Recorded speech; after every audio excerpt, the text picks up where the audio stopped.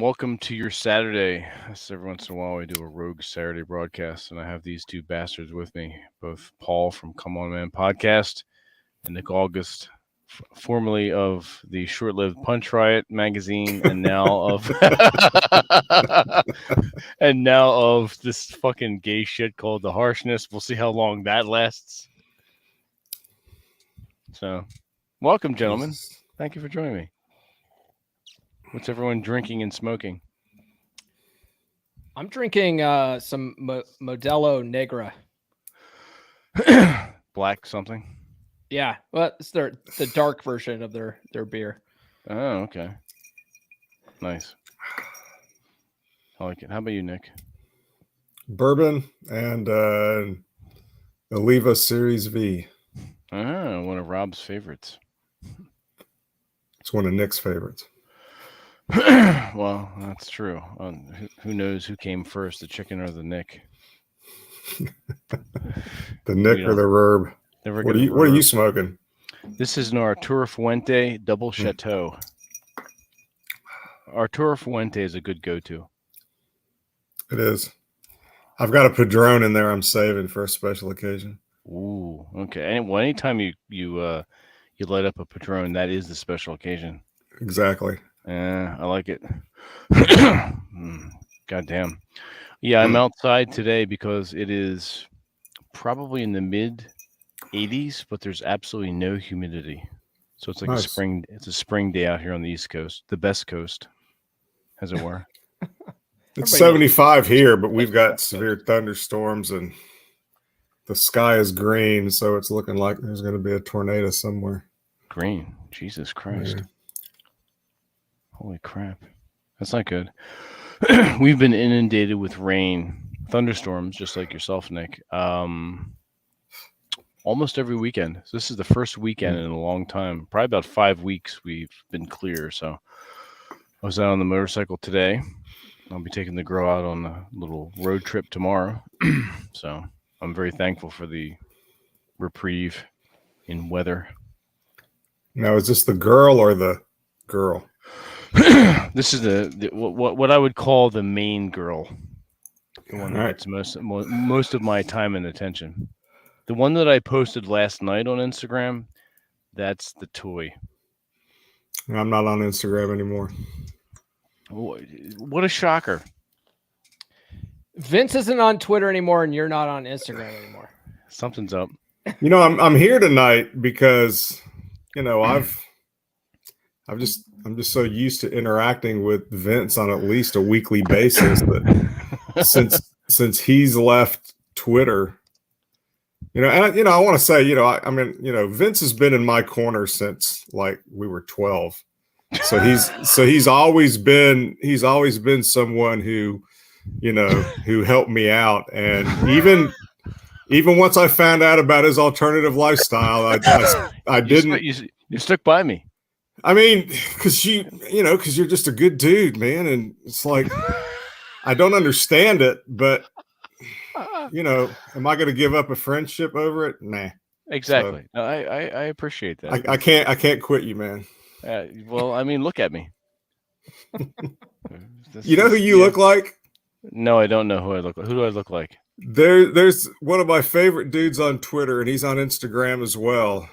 His account is called Chef Reactions, and he basically responds to like shitty cooking videos. And he's a trained chef, so he just rakes them over the fucking coals. But then he'll also have some really good cooking videos on there too, and he'll talk about them. Really, really fucking funny. But you and he look a lot alike, and you sound a lot alike. You talk alike. It's bizarre. I mean, the first time I saw it, I was like, "What's Vince doing in a chef's jacket?" I would not be caught dead in a chef's jacket. Right. Correct. Because they're gay, but that's exactly, which is probably why you own several. I know Paul has one squirreled away somewhere. Do that. How else are you supposed to cook? We have to put on a fucking chef outfit. You need an outfit to cook in. And the fucking hat, too. You need the hat, that fucking thing. All right. So, Paul, what is that block that's on your microphone? This is what's called a microphone flag. And microphone? I don't know if you saw it, right? But I posted a thing about it a couple of weeks Where'd you ago. post it? I decided I wanted to get a microphone flag for the mic. For the podcast. And right. there's a company that makes them. They basically have the monopoly on them. They're called Impact PBS or something. And then they'll make custom mic flags for MV7 mics. And I went and I submitted my logo, and they found it offensive. They found my logo offensive. What's offensive about? I don't see. There's a chick in a bikini right there, right? What's offensive about that? Right? I don't think that's great. They even took it upon themselves to go to my podcast and listen to some episodes to see if I was being misogynistic or not. And so they fucking emailed me back and they said, well, we listened to your episodes. They don't sound too misogynistic, but your logo, it just seems like it's you're exploiting women, and we would like you to change your logo. Wait a minute. A company that you're going to pay wants you to change your logo. Yeah. And I said, are you serious right now? I go, just cancel the order. I'll go with someone else. And it turns out there's some dude on Etsy that makes these flags. I think he 3D prints them or something in his basement. I don't know, but they're only like $8. And then I went to Vistaprint and ordered the stickers to put on it. It was like, I made it myself. I was like, fuck you guys. I'm not changing my logo for your woke bullshit, you know? Seriously. That's ridiculous. Well, I went to do some back when I was thinking about, and I did make one. I made a clock, a Masculine Geek clock, and I know Rob made a T-shirt and a few other things. But I went with was it Redbubble?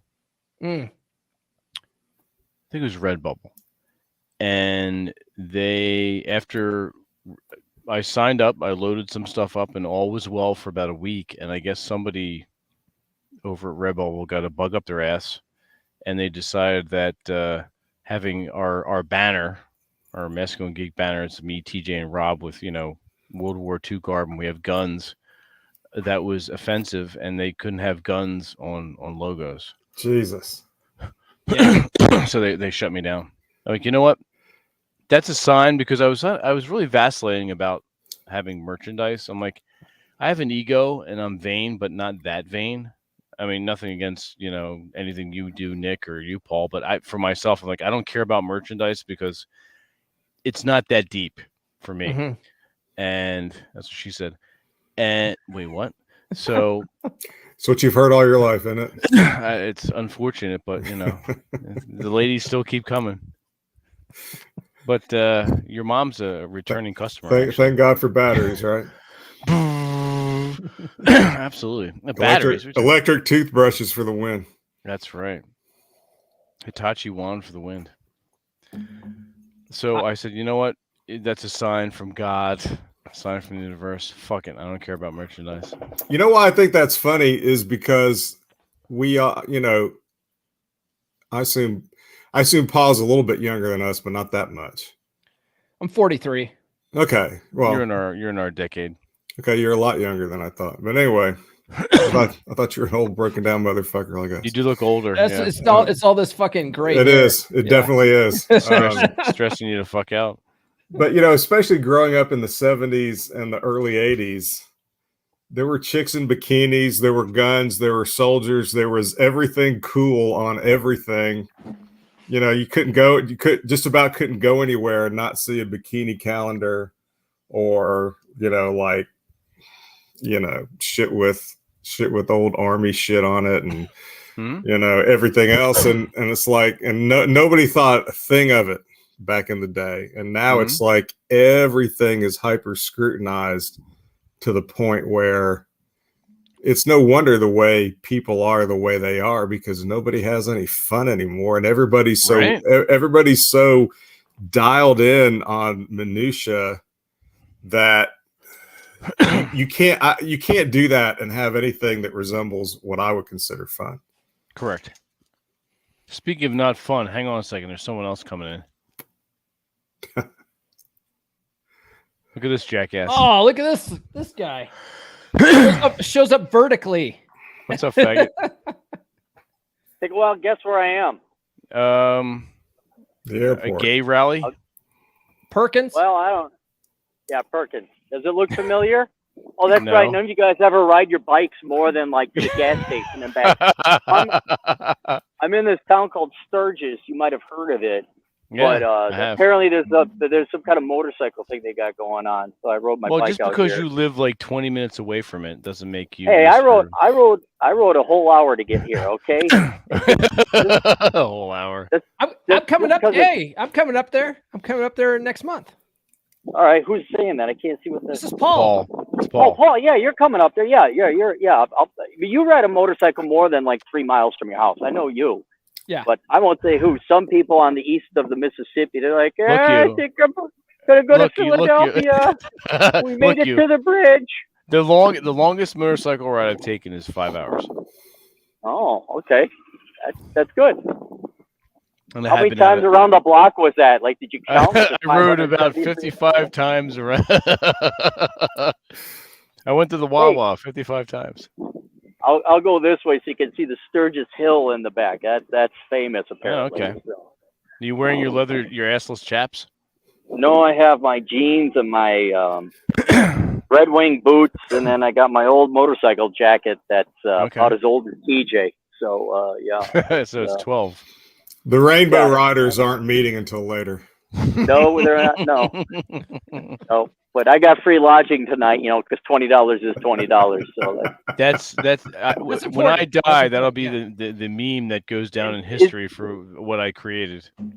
I have a stupid question. Is there a theme or a topic for your podcast, or is it just the run around and jerk around show tonight? This is the run around and jerk around show tonight, which you should be intimately familiar with.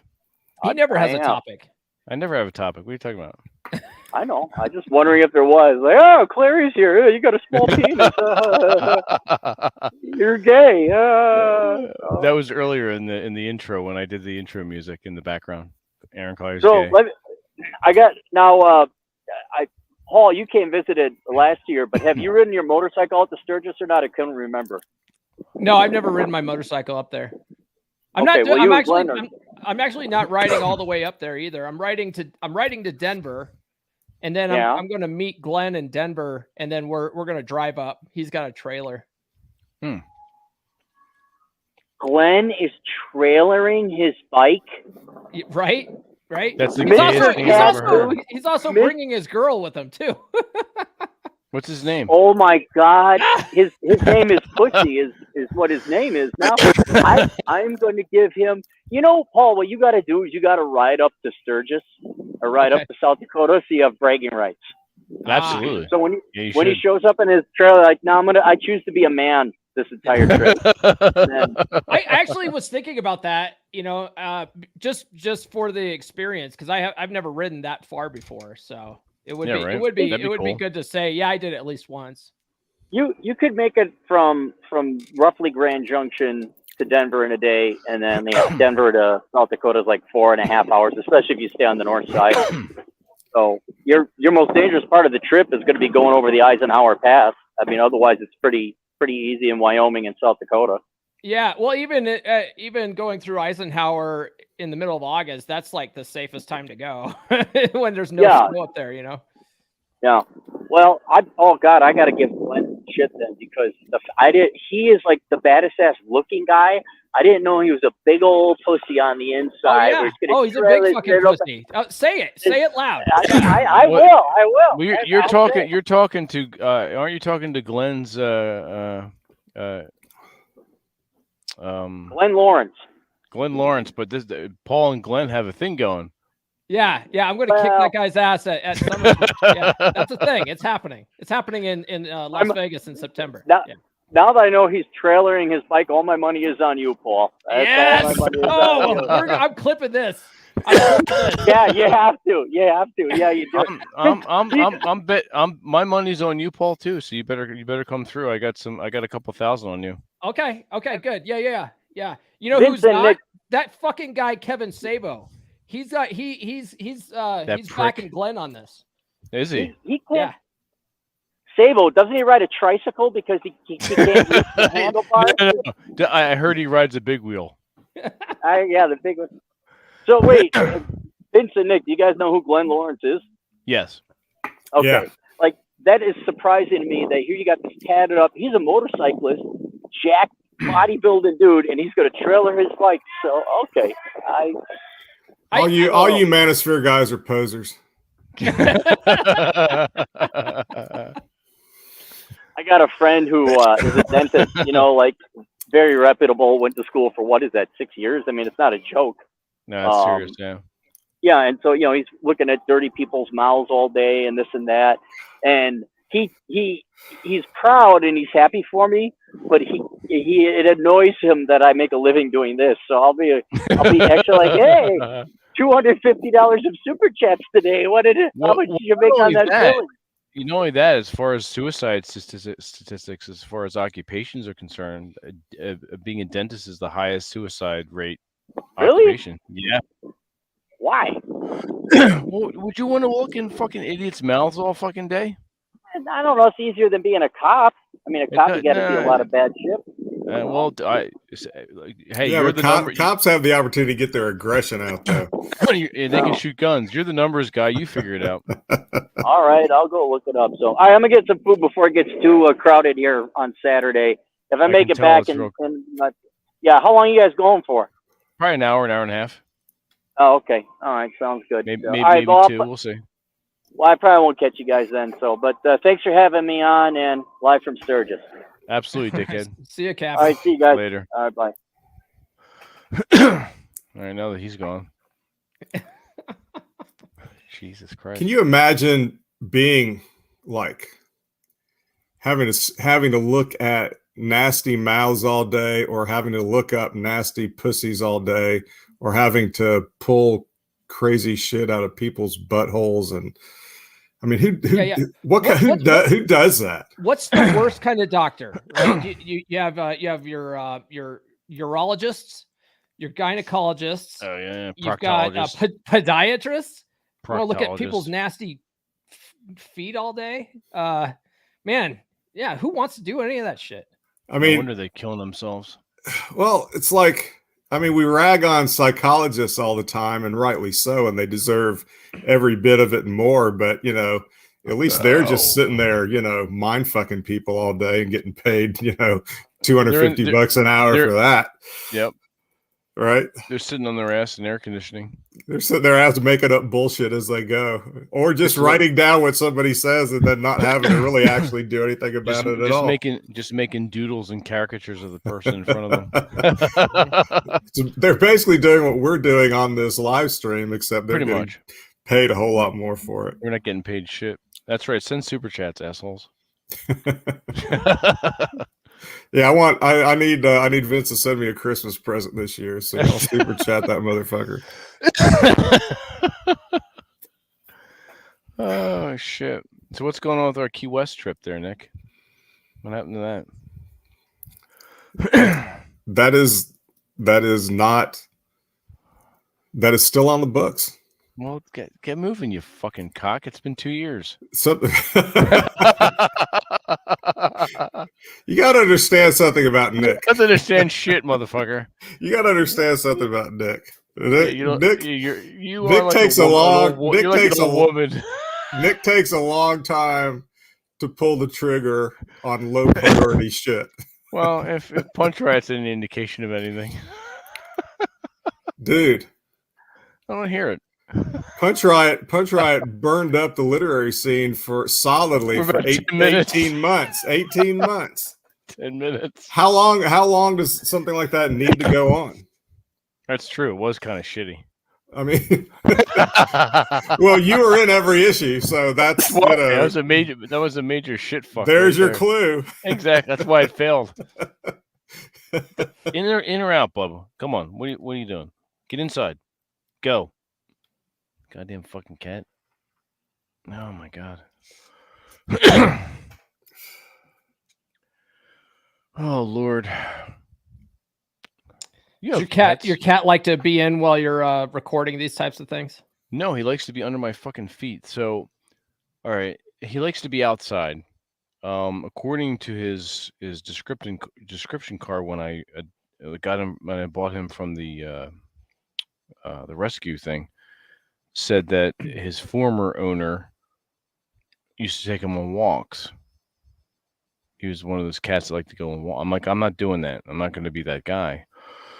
But he does like to be outside on the balcony here. But he won't. He'll go in and out. So he'll want to be let inside, and then he'll go inside and eat, and then look at me as if he wants me to go inside. I'm like, I'm not going inside, dude.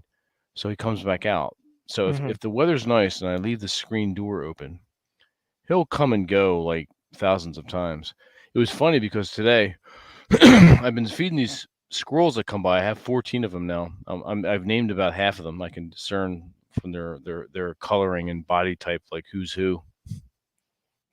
But one of them, I think it was Coon. Coon has a tail like a raccoon. He climbed up here on the fucking balcony, and there's a bird nest over here in the HVAC stuff. And one of the birds was dive bombing Coon and running around Mowgli and startled the shit out of me while I was writing. I almost dropped my cigar and my drink. And the squirrel ran around my chair here and then down the side of the fucking building. It was insane. It was like a fucking Keystone Cops episode. You had a squirrel in your apartment? Almost. Yeah, one of them always comes up begging for peanuts because I've been feeding him peanuts. About before I met her and started dating her, little spur girl had a squirrel get into her apartment. Oh, Jesus Christ. And it was there for like 3 or 4 weeks. Where is it living? In the closet? Yeah. She's got all these pictures she took from the time that she showed me. And she'd be in bed and she'd wake up in the morning and she had this tall armoire on the wall opposite her bed. And the squirrel would just be sitting on top of that armoire looking at her when she woke up in the morning. I mean, it was the craziest shit. It was like this typical woman stuff. She's like, well, I didn't know how to get it out. And I just kept telling the apartment complex and they never did anything about it. So I used to just keep the bedroom door closed. And then when I went in there to go to bed, I would just, go straight to the covers and pull them up over my head. So the monsters doesn't get her. And hope it didn't get me. And I was like, how long did she do this for? She's like 3 weeks. And I was like, what was it eating? You're not the kind of chick who could, live without a man. Was she feeding it? No. So basically she was starving this squirrel. Yeah. I mean, it eventually, I don't remember, I told her all she needed to do was just open her window when she went to work in the morning. Yeah. And chances are good eventually it would leave, but she was afraid. Or she'd have another squirrel with it. Well, that's what she was afraid of. She was afraid of 3 more coming in. And when she gets in situations like that, she and I've seen this, she completely shuts down. She has to have a dude there to like handle that kind of shit for her. And which I think is hilarious. And so you do have a purpose. That was yeah. Cool. Right. So the next time she gets a squirrel in her place, a fucking coon, or I'll go fucking get it out. But I think it's funny because I wouldn't, I would be awake until that squirrel was either gone or dead. I mean, I would not go to sleep on that squirrel. Right? You never know what's gonna happen. Fucking nibbling your toes and shit. All right. Stealing your cigars. Getting in, and God forbid it gets into your bourbon. Well, they don't have opposable thumbs, so I'm assuming they can't open a cork or a cap, but you'd be surprised. Problem with those types of rodents is they'll chew through the drywall and then get into your walls. Yeah, they will. Yeah. That's creepy. I lived in San Diego for a while. And in my house, we ended up getting these. We had rats up in the attic, and the whole neighborhood got them. And I hired an exterminator to come in, and he was like, "Oh yeah, these are Norwegian ship rats. They're all over the neighborhood right now." And Jesus, it would be like 3 a.m. I'd be woken up because you'd hear scratching in the fucking walls and stuff. Yeah. Fucking weird, man. My dad. when I got out of graduate school, I lived with my dad for about 3 months. He had just gone through his second divorce. So I moved in and just kind of kept him company, hung out with him for 3 months. And he was bad about not doing maintenance on his house. And he'd lived in the house since 75. And this was in the early 90s. And there was some soffit board that rotted, and this raccoon punched its way in and got in the attic. And so this raccoon was living in the attic, and he never told me about it. And I was there the first night. I'd driven up to Huntsville from Birmingham, got in late. He was already asleep. I went in, laid down, went to bed, and I wake up and I hear that scratching in the, and I hear running back and forth across the, fucking ceiling. Jesus. I was like, "What's in your attic?" And he said, "Oh, it's a raccoon." And I said, "Well, how long has it been there?" And he's like, "I don't know." So Several we got, years. So I got a buddy who had some traps, and we set them in the backyard. And in like the first 3 days, we didn't get them. I just kept catching the neighbor's cats in the fucking trap. I caught two cats and a squirrel. And then finally I saw him coming in and out one night because the hole was right outside of my bedroom. And I heard a sound out there, and I look out there and I see this tail disappear up into the hole. And then one day I'm sitting in the living room watching TV, and we had a deck right behind the living room, an outside deck, and there was the door that went out there had a big glass pane in the middle of it. And I just looked up one day. It was I looking was at sitting you. there watching TV, and it had its, it was just pressed up against the glass, looking at me. So finally, we got that fucker in the trap, and he was pissed as hell. But Oh yeah. took him out in the country and Let him go. yes, we let him go. We let him go run and frolic in the fields and enjoy himself and That's awesome. live a bucolic life in the picturesque countryside. Absolutely. Well, that's going to be when this fat bastard finally dies. I'm getting a raccoon pup. You can Sounds have him about right. You can have him in New Jersey with you apply for a license. Really? Uh-huh. Yeah, there's a place up in North Jersey that takes them in. So I hate those fucking things. Oh, they're awesome. I hate them more than I hate cats. Really? Mm-hmm. You'd love Mowgli. He's cool. Mm. Yeah.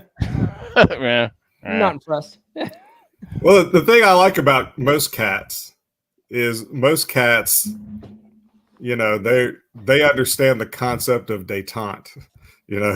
They usually don't fuck with me. I usually don't, and I give them the courtesy of not fucking with them, and so we just sort of eye each other from a distance. And if on the occasion that one is particularly nice and wants to, snuggle and all that stuff, then I'll let it. Right. Well, I shared a meme with Rob on Instagram recently, and it was had this cat on a skateboard going off into the distance towards the light, and it said, "My cat after I feed it. So long, loser."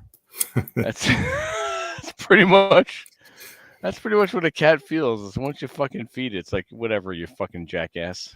Get out of here. One of my favorite coffee mugs I ever saw said, "Dogs have masters, but cats have staff," which I thought was pretty accurate. It's pretty accurate. Yeah, it really is. But the best thing about, I can go on. So I've left Mowgli alone for 5 days and 4 nights. I just have 2 litter boxes, 2 bowls of water, and 2 bowls of food I leave out for him, and he's fine. And that is something to recommend cats, because if you leave a dog alone for 5 days, it has a nervous breakdown. And it'll fucking tear the fuck out of your house. Exactly, yeah. Yeah, I have a dog and 2 cats, and my dog, if I have to go anywhere for more than, I'd say 8 hours is like the max, right? Then I have to find accommodations for her. I have to usually bring her up to my parents' house and leave her there. What's that? Your parents cool with that? They like the dog? They do. Yeah, they're retired. They don't give a shit. And my dog's old, so she's not, she's not really a handful. She just lays around all day, but still, she's a big baby, and she needs attention. Yeah. And but my two cats, I have a cat door in my my bedroom, so they can come and go outside, and then I have a gravity feeder for them, and I fill up the big dog bin full of water. I can leave them for a week. Okay. They're fine. The last dog I had was a golden retriever. That was and I raised her. Nick Jr. and I raised her from a pup, and the reason I don't have a dog now is because I got so attached to her that when she died, I almost couldn't handle it. Really? I was fucking depressed for weeks. Oh shit! Because she was. I mean, first of all, she loved me more than my wife did, so there was that. And Jesus Christ, it's like, it's like I had dogs are family, man. I had the wife for sex and cooking, and then I had the dog for companionship. As long as you don't get them mixed up. Yeah, I never got them mixed up. There was one night I drank a lot, but I don't remember what happened, so I'm just keeping that. I'm just going to assume the best. Yeah, don't mind the blood. But that's usually what happens when you drink too much. The best happens. Exactly. Speaking of, the thing about pets is, one of the things I learned from my dating experiences is that one of the best red flags for a woman, in my opinion, is if she has a husky or Chihuahua. I have not, because huskies are so high drama. They're not only high drama, but most of them are just constantly making noise and crying and yelling and trying to talk and all this other stuff. So I can't handle. They do kind of talk, don't they? I can't handle the noise, first of all, because I need a lot of peace and quiet. And then the second part of it is they're just very high drama. And a chick who likes huskies is a chick who likes that level of drama. And drama and attention, yeah. And the same with Chihuahuas. Chihuahuas have to be the center of attention everywhere they are at. At least that's been my experience. And I guess it depends. I had some friends that had this Chihuahua. It was I used to call it a pound cake because it was built like a pound cake with legs. Right. And it would get excited to see you.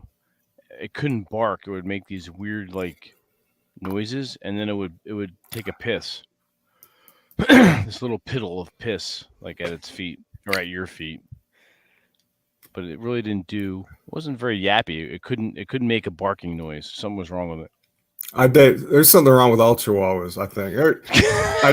I dated this chick who had a Chihuahua, and when I go over to her house to spend the night, first of all, she let it sleep in the bed with her, and I'm neutral on that in general, but I don't let dogs sleep in the bed with me. I don't let Mowgli sleep in my. Yeah, exactly. But she would let the dog sleep with her, and the first time I spent the night there, I woke up in the middle of the night, and that fucking dog was laying between us with its face on her head, and its ass in my face.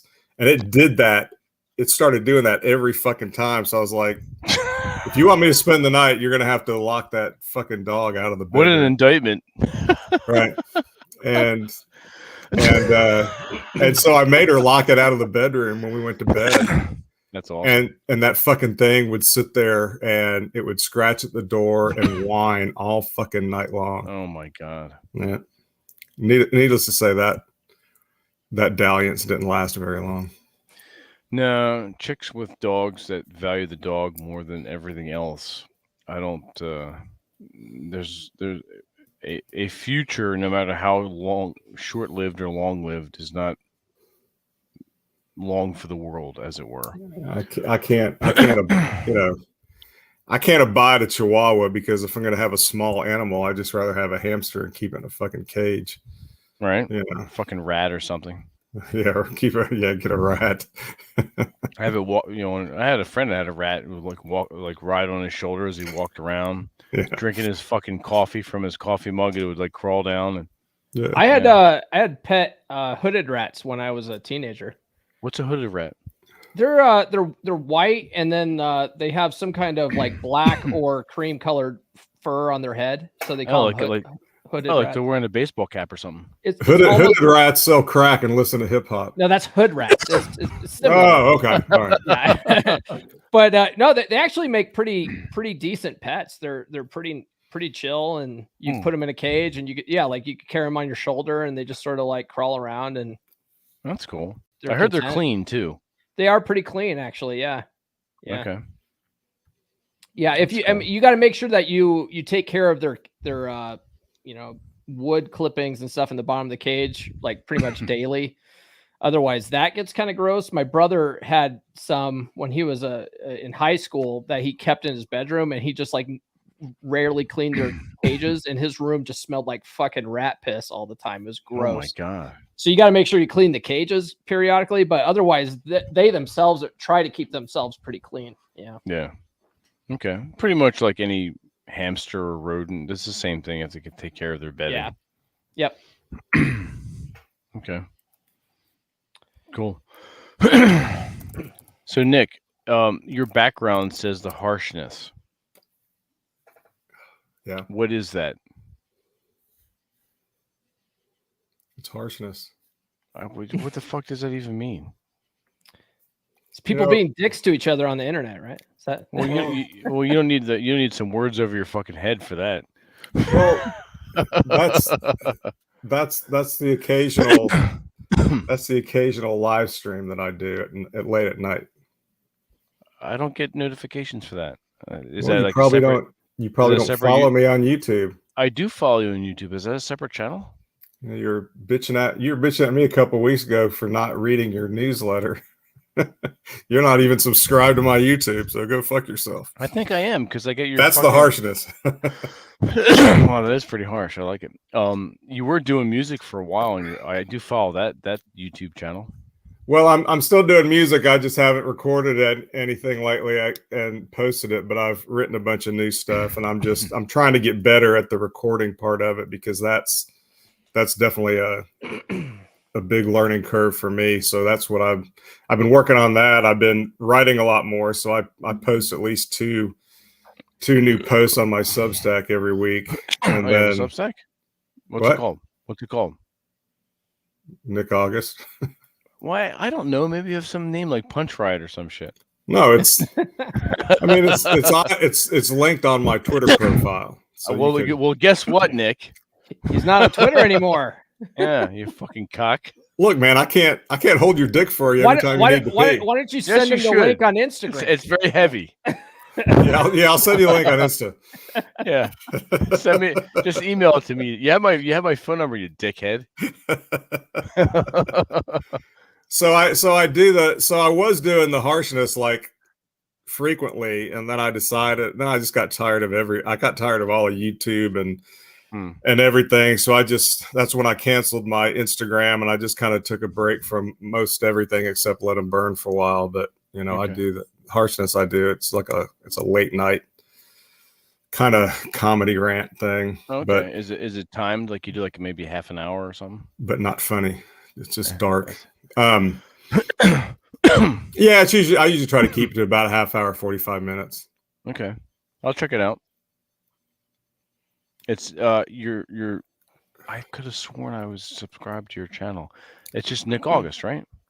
I have two channels. I've got the Nick August channel, and then I've got Nick August Music. And well, that one I know I'm subscribed. Nick August channel is the one that's been there the longest, though. I used to do Let Them Burn on that one. I should have that, that's making. Let me take a look. This is fucking. This is annoying me now. Well, maybe YouTube's throttling me since I have 350 subscribers now. Maybe they think I'm getting too big for my britches. We can't let them get monetized. We can't especially now that monetization only requires 500 subscribers. Oh, did they lower it? Yeah, they lowered it. Oh, okay. Yeah. Do you remember back in the day when you didn't have any kind of requirement, you could just turn on ads? Yeah. Now they're like, we want you to be able to at least get a following of some kind. Well, I mean, I get it. Once YouTube got so big, the resources consumed for every single channel, they want to weed out doing retards. all that is just going to between what it would cost YouTube and then what like Vince said with all the every retarded person who has some conspiracy theory or something or fetish to throw up on there. I can imagine why they would do that. So it makes sense. I mean, from a business standpoint, I'm sure the CTO is in there going, look, we could increase our profit by 30% if we just put in some reasonable guidelines for monetization. So I'm sure all that it makes sense. Plus there's so many people that start YouTube channels or podcasts and they're like, I'm going to be like Joe Rogan, where I just talk about everything. And then no one turns into that. And so then they get discouraged and then they go, I'm just not going to do it anymore. Everyone, like they do it for about a month and then they quit. Plenty of that going on. Oh yeah. Consistency is the main thing. With the exception of a 2-week stint back in 2019, late 2019, Masculine Geek has not missed a Wednesday. We've done Let 'Em Burn pretty consistently every Thursday since January of 2020. Okay. Yep. We've missed a few, but you're a year after us. Yeah. Yeah. I've never missed a week. No, but that's good too.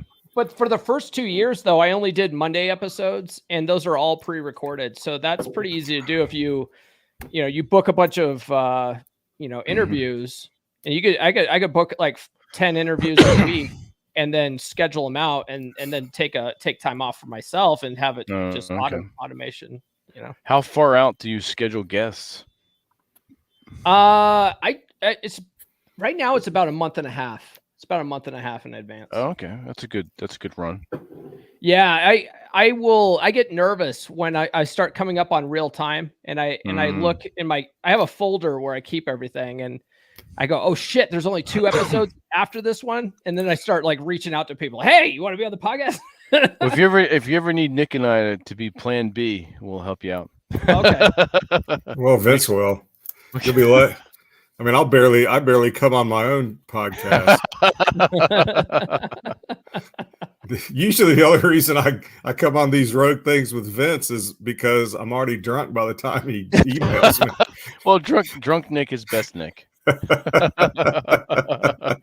Yeah, tonight was a good night for it because Nurse Chick isn't here, and then my daughter is off doing stuff, and then my son is at his aunt's house in Utah. Oh, okay. So I'm like, fuck, I don't have anything to do. I'm just relaxing. I've been burning the candle at both ends lately, and well, there I you was go. like, yeah, Good fuck timing. it. I'll hang out with the guys and have a beer. Mm-hmm. My big thing with live streaming is that I don't really like doing it all that much. but yet you're always here. Well, here's the thing. Oh God, here we go. There's a whole backstory to it. No, seriously though, it's like, this is something I really got into doing when the pandemic started and I left my job. So I was semi-retired. I didn't have anything else to do. I mainly just saw Little Spurg on the weekends.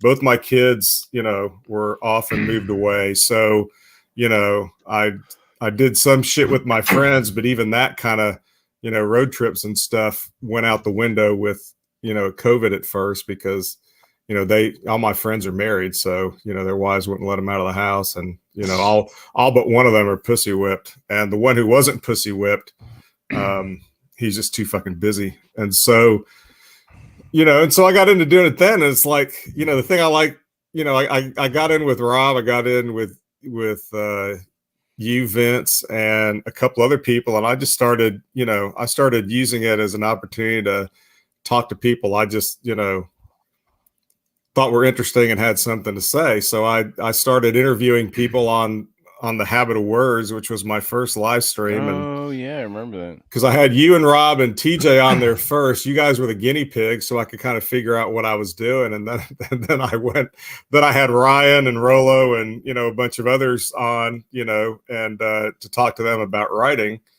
because nobody else was doing that. So I was like, I'm not going to get on there and do what everybody else is doing, but I had an interest in what their writing process was like. So I got in there and talked about them, and then, But then I talked to everybody that I was interested in, so then there was no point in continuing. That makes sense. You ran the gamut. You're like, there's nobody else out here. Fuck them. Yeah. Let them burn. And plus, I was still doing software consulting, so I did have, part of my day anyway was still taken up with that. Okay. You're still doing the editing, right? I'm doing a little editing. I just finished up editing one guy's book who you all know, but I don't talk about it unless they tell me it's okay to talk about it. And then I got a new one.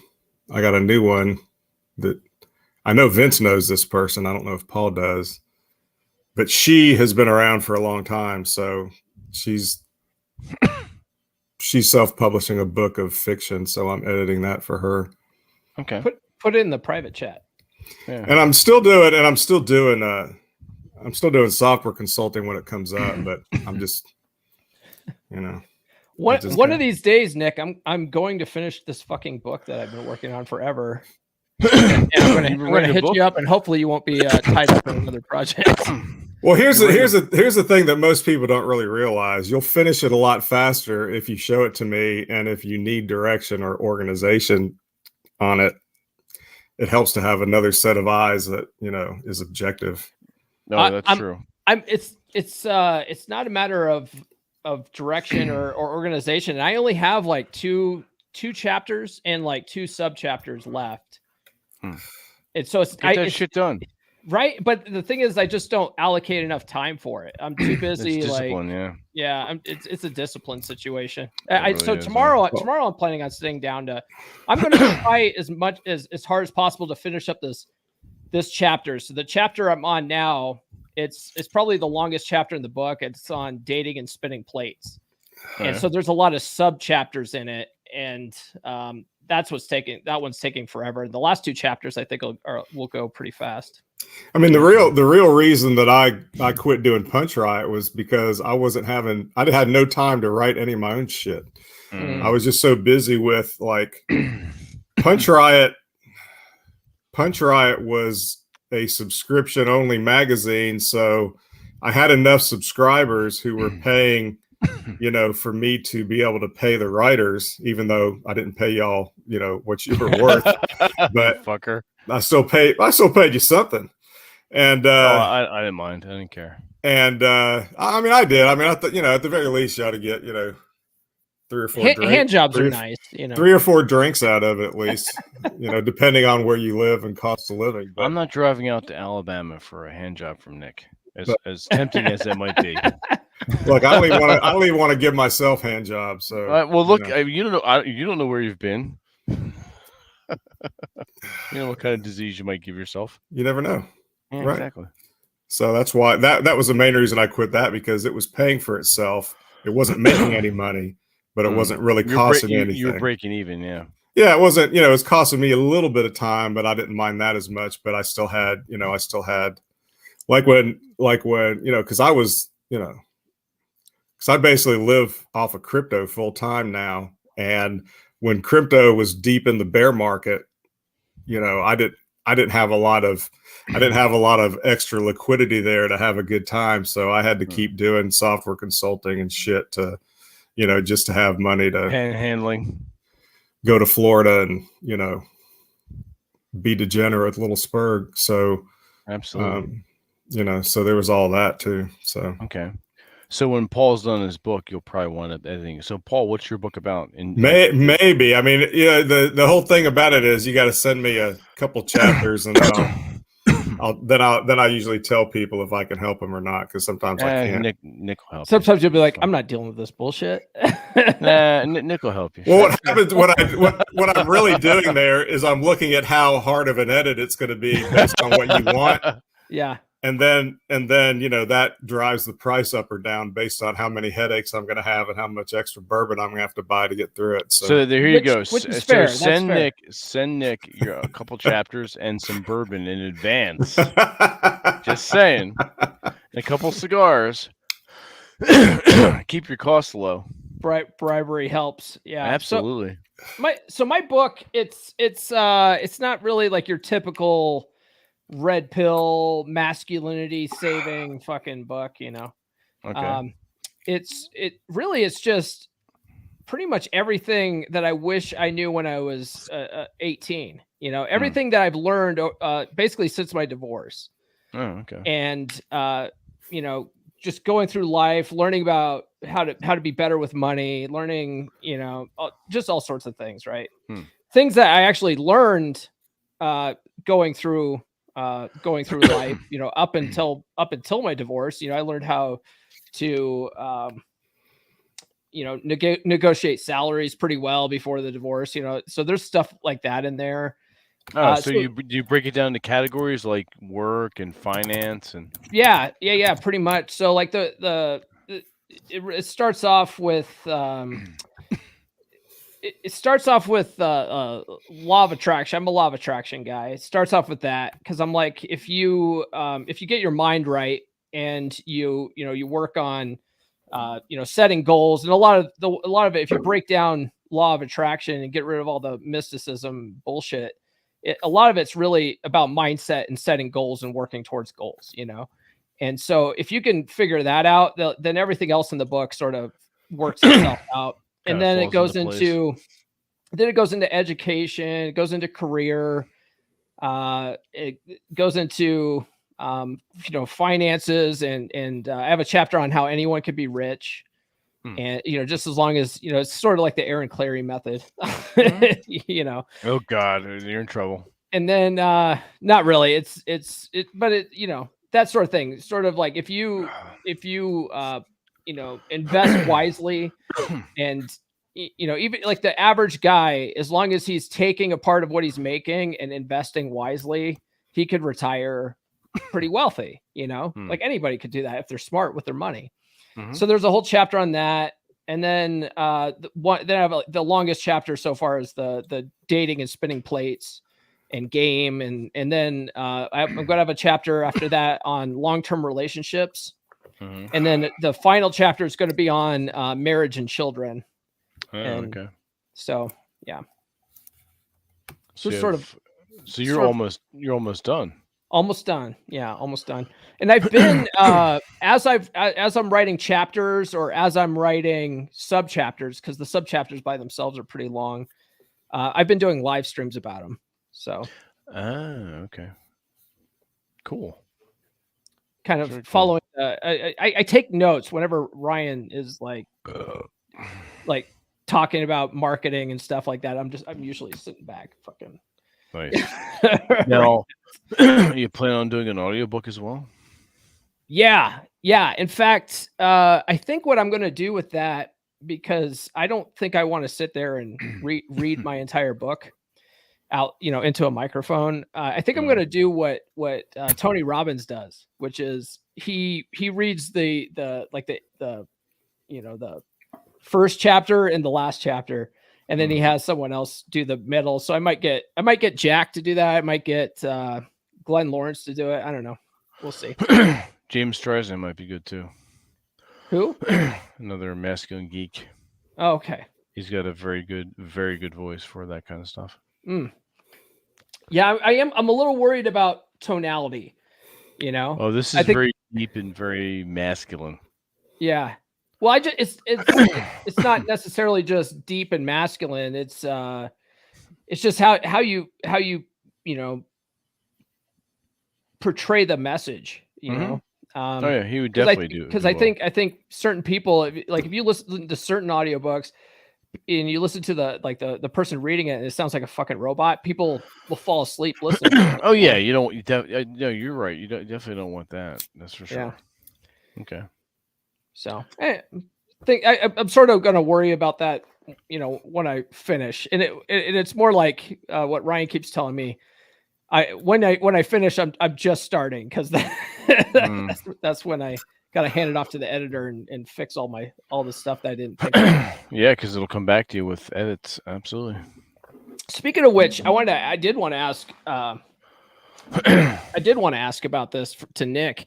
So there's a porn star that I've been sort of working with for the last couple of years. His name is Eric Everhard. He's been on the podcast a couple of times. He's actually like a really just down to earth guy.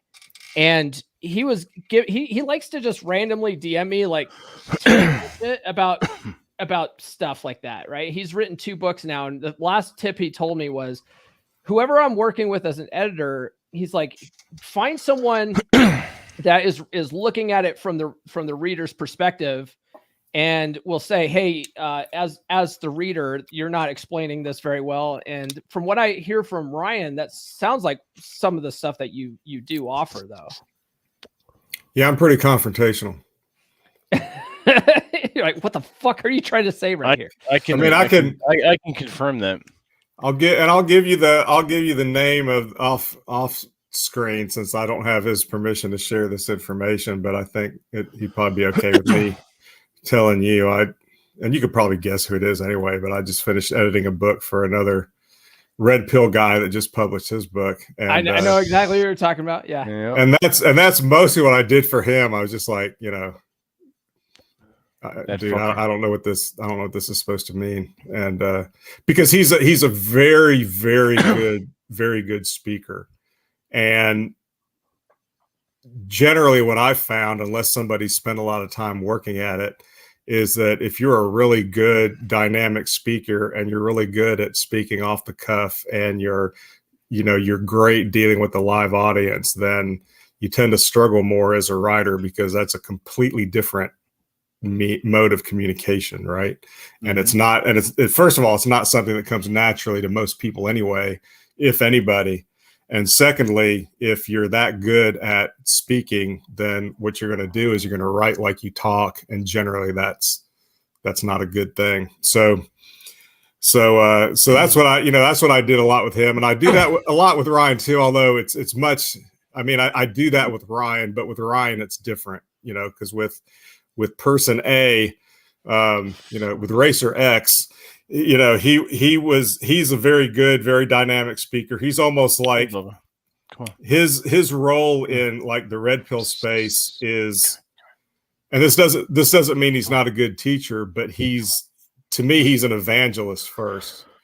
And what I mean by that is he is such a dynamic speaker, and his whole thing is like he's so good at getting people to immediately see that, they're here, but they could be here.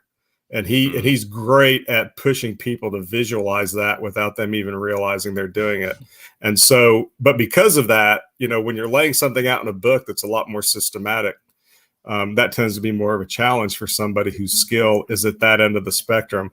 With Ryan, it's completely different. With Ryan is totally a teacher, and he's good at it. And the problem is that he's so smart, and he's so tuned into like all the nuances of how, all of this, all of the red pill behaviors, sort of what they should look like in real life. He's so good at that. And other people have such a bad time picking up on that he has to, there's a very simplistic way he has to be able to present it. And a lot of times he's just at a level above all the rest of us, because he's just so tuned into that. And he knows exactly what he's talking about. But for your average dude, especially somebody new to concepts of like frame and dread and shit like that, that blows people's minds. So for him, it's kind of a thing, like, pretend I'm 5, kind of stuff. Ryan's ability to, if you say like any kind of subject, for him to just immediately go to a fucking article from like 15 years ago Oh, there was an article about that. And he's got it like cataloged and shit, and he'll find it and send it to you, and you're like, what the fuck? Like, how do you fucking retain all that in your brain, man? Well, the thing I like about Ryan, and I always have, and this is something I talked with him about, that when I did one of my first live streams was with him, and it was about Fuck Files when Fuck Files came out. And Ryan is like, he takes every situation and he takes every question seriously, and he doesn't just typically throw out, pat answers, even if there is a good pat answer. He still, he still thinks through it, and he kind of disciplined. He's a very disciplined thinker that way, which is great. And that's one of the reasons why I like working with him, because his books, even though they're a little bit more complex, they're generally easy to read, because he's just, he's good at it. He just needs, there's a turd here every so often that needs to be polished. But for the most part, when he hands me something, he's already written it in his, it's basically his edited version of all of his newsletter articles he's put out. And so he's already written it and edited it once or twice anyway. So by the time it gets to me, it's almost done, Mm.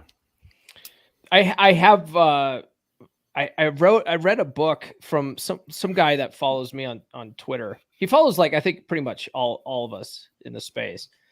And this was maybe a year ago. And I found out this guy had a book, and I was like, oh, I'll check out your book, man. So I, cause I like books. So I bought his book on Amazon and read it. And I was like struggling through it, because I was like, dude, this guy, I don't think got an editor. Well, a lot of people don't, because they don't want to, they don't want to pay for it. And that's the conundrum of being self-published, because if you go through a commercial publisher, before your book, after your book gets accepted, the commercial publisher assigns you an editor who does this shit full time. He probably if he's a junior editor, he probably makes at least 60 or 70 grand a year. If he's a senior editor, he's making six figures. And his whole purpose, while he's got your book, is to make it the best possible book, and pay attention to every detail before the publishing company puts all the marketing money and everything else behind it, because they put a lot of money behind it, which is why the writer's royalties are a small percentage of the book's price, because the publisher is investing all this money into editing it, producing it, and then marketing and selling it. So, you've got some guy making 100 grand a year, probably, maybe, or at least a good salary, a good full-time salary, going through your book with a fine-tooth comb. When you hire a freelance editor, most dudes don't even want to pay him $500. And if you're not going to pay him $500, how much attention if you give me an 80,000 word manuscript and want me to do it for $500, how much attention do you think I'm really going to give that shit?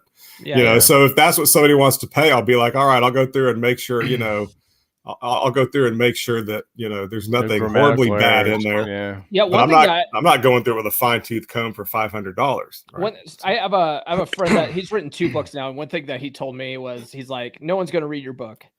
He goes, it's basically just going to be your glorified business card. And I go, the difference though, between you and me is that I have a built-in audience. I have an audience that will probably actually buy the book. They might not read it, but they'll at least buy it.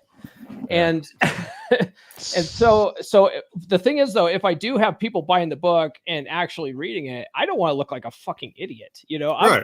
For me, it's like, it's worth the money to buy an editor, or to pay an editor to help me clean it up so I don't look so stupid. Make sure it's grammatically correct. Yeah. Well, there's going to be like, some people are going to buy it and read it. Some people are going to buy it and read half of it. Some people are going to buy it and read, the first 2 chapters, and then they might skim the rest of them. You never really know what somebody's going to do. Mm-hmm. As long as, the important thing about it's kind of like a restaurant with a bathroom. A restaurant doesn't get any points for having a bathroom. They just get points taken away if they don't, or if it's particularly dirty and nasty, right? Right, And this is the same way. It's like, you know, if the book's at least readable, you're not going to get bonus points for that. But if it's not readable, then you're going to get a lot of negative press for it, which is going to impact your sales anyway. So that's, you know, that's kind of like the boat you're in, which is why it's really better. I mean, it's for the writer in terms of quality, it's really better to go through a real publisher because they're going to pay attention to every detail and they have the budget for it. If you're not doing that, if you're self-publishing, which most of us are, then you have to be responsible for each of those details yourself. And then you have to either be able to address them or, you know, hire different people to do that. Cause, you know, like some people design their own covers. Vince hires a guy, you know, to design his cover so that he can publish his book 5 years from now. Yeah. So, you know, it's like, you know, it's like we all have. I seem to recall you have a book that's struggling with the cover as well. So shut up. Well, that's the excuse I gave. Yeah. Okay, Dick. You have to admit the drafts I sent you are pretty good. Look, the cover art is stunning. I mean, Yep. I think it's awesome. Absolutely. It'd be better if it was actually on a, you know, published book you could buy. Hey, I agree. This August next month will be 2 years since I hired him. The cover guy. Yeah, paid him his 50% up front. Yeah, it's been like 4 years since I've edited it, right? 4 or 5? 3. Was it? No, it was it 2020? Yeah, Or 2021? It was 2020. 2021. Almost 3 I think it was years, 2021, wasn't it? Well, yeah, so I would say it's almost 3 years. 2.5. Yeah. Yeah. Well, the first one's done. That's finished. And the second one is good. And The second the second one's better than the first, you know? It is. Yeah, if you don't mind me saying. No, Not that the first was bad, but the second was just way better. Oh, I agree. I totally agree. We have an anthology of pulp fiction that's cover's been done for 6 months now. Just waiting on Rollo to finish his story. Rollo, you fucker. Hurry up. Rollo under the bus. God damn it. Nah, he knows. Man, that guy is fucking busy lately, you know. And they just announced, did you hear that? They announced Red One Studios there in Vegas. It's going to be the hub, the West Coast hub of Red Pill. The what of what with who? You haven't heard about this? You haven't heard about this? No. I don't So, I'm not on Twitter. What's on Instagram? It's on okay. Instagram too, but no, like so Rollo and you know Mike Sartain and I know the names. Miguel from you know Dollar Cost Crypto and stuff like that. They've all gotten together. They've all pooled their resources and they got a studio in Vegas. And I do know that. I think they're going to be producing all sorts of different like Red Pill content out of there, kind of like Valuetainment, but it's going to be in Vegas. So they're trying to be like the West Coast Valuetainment. Gotcha. Yeah, it's kind of and they're just making content like crazy right now. Rollo's flying around, booked constantly, doing all sorts of shit. Yeah, they're Rollo doesn't have time to breathe right now. I'm not gonna say anything. That's nice. Pardon me. Cool. The summer smash thing, it's going to be a part of that. That's okay. Yeah. So Summer Smash is an actual you're renting out a ring. So yeah, so Glenn is he's working with a local wrestling school there in Vegas, and they've got a ring, and he's actually supposed to get times, actual like dates for me to fly out this week. And then he's got a whole camera crew, and it's the whole crew from the Red One Studios. Okay. And so we're actually I'm going to fly out there. We're going to film it, and it's going to be available as a pay-per-view. That's awesome. Yeah. When we were talking in text, we need to do a boxing match. Yeah. So you're saying that you studied Kung Fu. You actually know Kung Fu. I practiced Shaolin Kung Fu for almost 7 years. Yeah, I started in June of 2006 to about 2012, 2013. Why'd you stop? I lost interest, and I got what I wanted out of it, which means I can take care of myself physically if I have to. He satisfied his curiosity rolling around with men. I satisfied my curiosity of learning how to. What the fuck? Some animals are fighting out in the woods. Being able to kick somebody's ass easily if I had to. He wanted to see if touching men gave him a boner. Only you, Nick. Only you. Look at you. It was fun. One of the interesting things I did learn. Part of it was there was a mental and spiritual side to it. Part of the practice was also learning Buddhism and practicing Zen. That's where I learned how to meditate and incorporate that into my practice. The physical ardor of learning Shaolin Kung Fu was impressive to me, and so much so that I asked my Sifu, I was like, "Wait, this body conditioning and there'd be times where we finish practicing, and I was this close from throwing up." He's like, "Well, if you can learn to weather extreme physical conditions, everything else is a piece of cake. Anything that can be thrown at you emotionally, words, emotions, is nothing compared to this. The foundation is the physical. So if you can do this, everything else is easy, and that's true for work, your family life, your love life, everything. It bleeds over into everything. That's sort of John Fitch's business model, teaching confidence through violence, Absolutely. Same kind of thing, Oh yeah. Yeah, that was, I think, so I grew up doing martial arts. I did karate for a number of years as a kid, did taekwondo for a while, and then got out of it for a long time. And then when my daughter was younger, I put her in taekwondo, and then I went and did kempo for a while. But one thing that I really liked about it when I was a kid was my sensei was a former Army Ranger, and his whole thing, he was really big on mindset. His whole thing was like, you can do anything, and we would basically like read these affirmations before and after class and stuff like that. He's the one that really sort of taught me about that sort of thing. And when I left for the Navy, I went and went to his work, and I was like, "Hey, I'm getting ready to ship out. Do you have any recommendations?" And so he took me out to dinner, and he's like, "Dude, it's all in your head. The whole thing is in your head.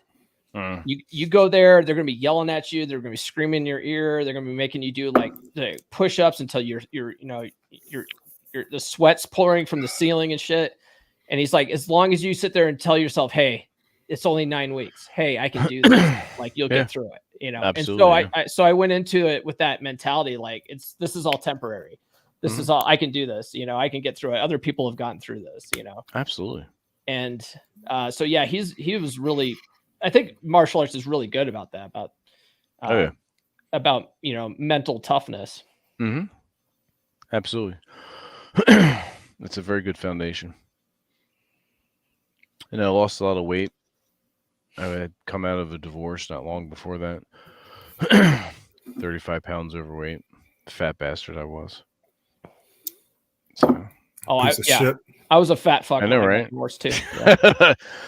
Yeah. Well, my wife at the time, her family was from Louisiana and Alabama, respectively, and that's Southern cooking. Oh, so that comfort soul food stuff, right? Oh yeah, fried chicken, biscuits, and gravy. Nick Look at knows Nick's face about the fat, soul. He that lives fat down bastard in down there. He knows. Picayune, Mississippi. That's right. You can't blame the food, dude. Yeah, you can. You absolutely fucking can. I don't want to fucking hear it. You're a piece of shit. Piece of shit. I could take zero accountability if I want to. Okay. Exactly. Sweet tea. Just the sweet tea alone. Well, okay, I'll give you the sweet tea because That's fucking delicious. Because when I go to restaurants now, I'll ask them for like, I want 2/3 unsweet, 1/3 sweet mixed up together, and because every place, if you get sweet tea, it's just like it's almost like drinking syrup. Yeah. Well, the sweet tea down south. I mean, the matriarchs down there, they don't clean out the plastic tea containers. It's like having a cast iron pan. You just don't clean it with soap. That tea from like 4 or 5 years ago, all baked into the fucking. My ex-wife cleaned her shit. But I mean, the real difference is that when I've traveled, anytime I went somewhere up north or out west and asked for tea, most of the time I got some kind of shit in a can or a bottle. Which I mean, the reason the tea down here is good is because we brew it. Fucking tea bags, yeah. You brew 4 or 5. It's actual tea, not some powder. Yeah, yeah. Oh, it's. And really, if you do the 2/3, 1/3, or even do half and half, unsweet and sweet, and throw some lemon in there. I mean, to me, it doesn't taste good, real sweet, and. Just a touch. It's just like you don't really need all that, and to me it tastes better if it's about 2/3, 1/3, and because I don't like artificial sweeteners because they all taste funny. So they do, yeah. I've developed a taste for them. Yeah, I like sweet and low. Aspartame. Yeah, killing your liver. I've developed a taste for it. Wait, it might kill my liver, but you know what? 0 calories. So. You cancerous bastard. No, I like. I'll brew tea with like 3 or 4 regular black tea bags, and then the 1 mint, and then a cup of honey. It's really good. Yep, it's very tasty. But yeah, Southern cooking. It's fucking awesome. I like it when last year I was running I was running the Grand Mesa Ultra, and I did the what's that?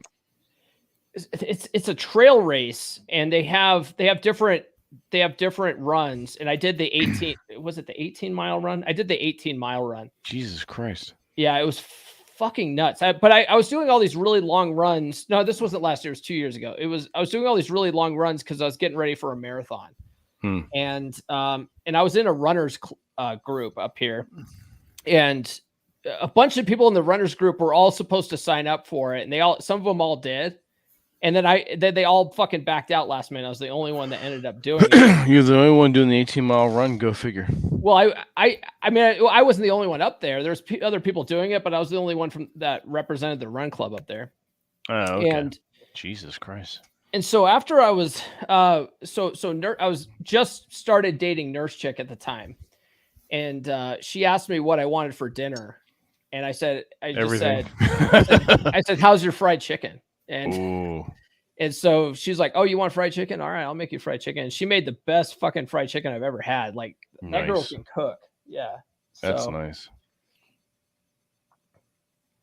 That was when one of the times I realized too that like women want to do nice things for you. You just have to let them. Yeah, a lot of guys have to give themselves permission to like, I can do it all. A friend of mine once says like, well, I can cook for myself, but I'm like, you're missing the point. Yeah. You're missing the point. Yeah, I can make my own fried chicken. That's not Exactly. the point. Yeah, That's not the point. she's doing stuff. She's investing. Yeah. Like let her invest. Exactly. Women that are very or somewhat self-aware get off on making their man happy. Mm-hmm. Get off on doing things, what's called acts of service for their men, Mm-hmm. and that's fulfilling to them. Yeah, yeah. Nurse chick loves it. She loves it.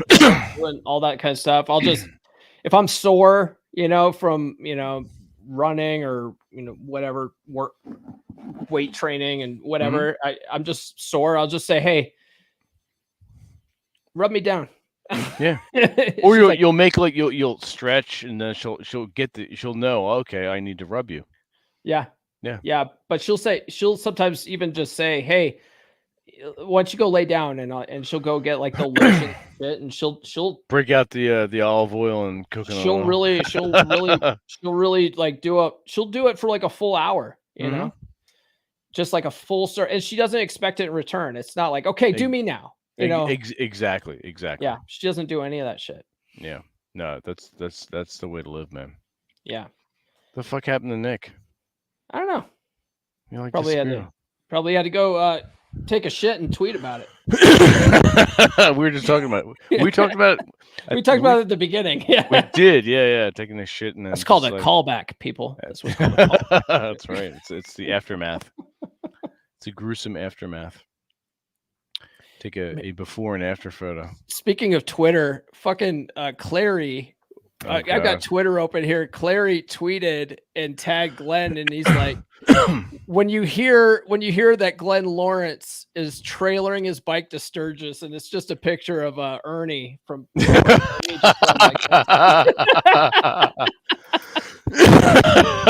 awesome. That's one of the things two things I miss about, well, three things. One is talking shit with all you guys. Mm-hmm. Two is tweeting out about ass and tits. And then number three is my memes of my busting of Aaron Clary. Epic. Yeah. It's one of my he tagged you. I don't know if he knows that you're banned. He does, because like 2 days later he text messaged me. Yeah. And he says, "What's your new Twitter handle?" I said, "I don't have a new Twitter handle, you jackass. I'm not coming back to Twitter anytime soon. Maybe in the future, who knows? But right now, I don't fucking care. If you want to find me, you hang out at broadcasts like this. You head over to Masculine Geek Life. You either join Masculine Geek Life or you join the newsletter. Comes out at least once a month. We were doing every Monday for the longest time. I think the newsletter has been in existence for almost the time that we've had Masculine Geek, which is from January 2019. So I'd say the newsletter is about 4 years old. Right now, TJ and I are doing essays and posts twice a month. So head over to that if you're interested. And I also have the Instagram, my last bastion of social media. I think I was talking about this before. You and I were talking about this, Paul, beforehand. I didn't really care about social media until I was a member of the Lovecraft e-zine, which is a H.P. Lovecraft and cosmic horror literary site run by Mike Davis. We're good friends. He lives out in Texas, and he's been doing the Lovecraft e-zine for many, many years now. And I attend Necronomicon. Last one I didn't go to. But Necronomicon is an actual convention called Necronomicon? It's a literary convention in Providence, Rhode Island, the birthplace of and the home of H.P. Lovecraft. I go this past 2 years I haven't been to Providence, but I usually go every year, just like Gettysburg. And he was running, so there were just general hangouts like this, but it was literary talk. And then I was doing voice narration for some of his short stories. So he was publishing short stories and also doing narration. And I was one of the readers of the short stories almost every month. And then he was also running live Call of Cthulhu games that I was participating in. So he's like, "Oh, you have to." We have a Facebook group, and we talk that way. I'm like, Facebook, fuck. So I joined Facebook, and I created the Dennis Malone account on Facebook, and because I was starting out my own author literary career, I created the Dennis Malone 1884 account on Twitter, and that was my writer account. And that was, well, I shouldn't say that's all. I was on Google Plus. Remember Google Plus? Yeah. Yeah, I was on that for a while. I actually found my first editor on Google Plus. Shit, I'm old enough. I remember Friendster. Friendster and fucking what was the other one? MySpace. I had a MySpace account too. That was great for meeting women. Do you guys remember before Reddit became like big, dig.com? I remember dig.com, yeah. Dig.com still exists, but it's basically like a blog or whatever. Yeah, whenever I can't remember the guy who started it, he sold it to somebody and they fucking ruined it. And then Reddit rose to power, you know. I never really got involved in Reddit too much. I mean, I know of it, but I had a question about when you go to Necronomicon. Is it like, do y'all have sex with actual dead bodies, or do you have like people that pretend to be dead, or do you use dolls, or what? How does that work? Have you ever read the Necronomicon? Ask your mom next time you see her. And your sister. You fucking dickhead.